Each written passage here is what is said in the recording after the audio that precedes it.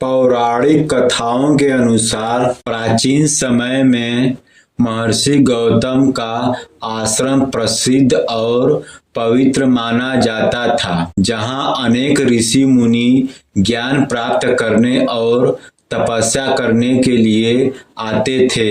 महर्षि गौतम महान तपस्वी तथा धर्मपरायण थे। उनकी पत्नी देवी अहिल्या भी बेहद रूपवती और विनम्र थी। एक दिन महर्षि गौतम स्नान करने नदी के तट पर गए थे। यह मौका देखकर देवराज इंद्र महर्षि गौतम का रूप धारण कर छल पूर्वक उनके आश्रम में दाखिल हो गए। देवी अहिल्या क्षण भर के लिए भ्रमित हो गईं और उन्हें लगा कि उनके पति वापस लौट आए हैं। कुछ देर बाद महर्षि गौतम भी आश्रम में वापस आ गए। अपनी दिव्य दृष्टि से उन्होंने तुरंत समझ लिया कि इंद्र ने छल किया है। यह देखकर महर्षि गौतम अत्यंत क्रोधित हो गए। उन्होंने इंद्र को शाप दिया और अहिल्या से भी कहा कि वह अपनी भूल के कारण लंबे समय तक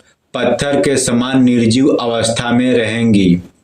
हालांकि क्रोध में शांत होने पर उन्होंने कहा कि त्रेता युग में भगवान राम के चरणों के स्पर्श से देवी अहिल्या को मुक्ति मिलेगी। जब भगवान राम और लक्ष्मण अपने वनवास के दौरान उस वन से गुजर रहे थे तो वे महर्षि गौतम के आश्रम पहुंचे। जैसे ही भगवान राम के चरणों का स्पर्श हुआ, अहिल्या अपने वास्तविक रूप में प्रकट हो गई। उन्होंने भगवान राम को प्रणाम किया और अनेक आशीर्वाद से उनका जीवन फिर से सुखमय हो गया।